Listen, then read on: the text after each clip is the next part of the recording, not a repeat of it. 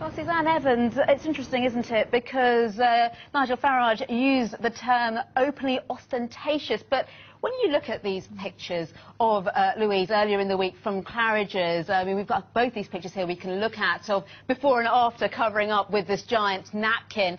It's anything but ostentatious what she's doing. In actual fact, it's more ostentatious when you've got that huge napkin over her baby. Was Claridge's doing the right thing here? Well, I absolutely agree with what Louise is saying. No woman should ever be embarrassed to breastfeed in public. And I don't think Nigel Farage was at any time saying that what Louise has done was even remotely ostentatious. I think it's pretty clear exactly from the pictures that you've shown that it wasn't. He was talking about the need to be discreet, though. I mean, I have been in an event once at a lunch party where a woman was breastfeeding in a way which I thought was very ostentatious. In fact, she fed the baby and then the baby fell asleep and she still kept herself uncovered.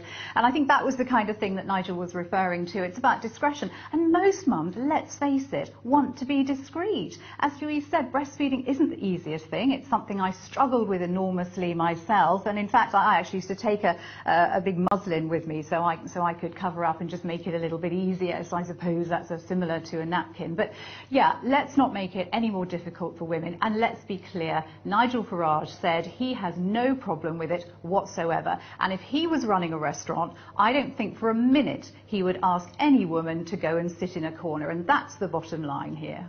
But he did say, did he not, that restaurants should have the right to ask women who are breastfeeding to move to a corner if they want to. Now, surely, you know, if some people find that offensive, some people might, for example, find a woman wearing a low-cut top or a short skirt offensive, or indeed a woman who's got an uncovered head.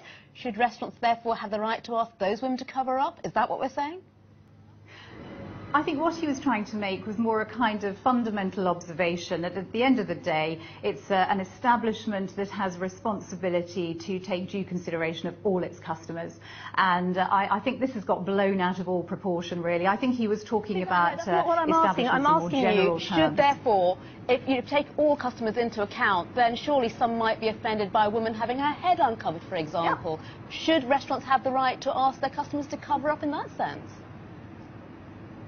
Well, I don't know. I suppose if a restaurant feels that people are being grossly offended for whatever reason, I mean, I firmly take the view that a woman should be allowed to wear what she wants.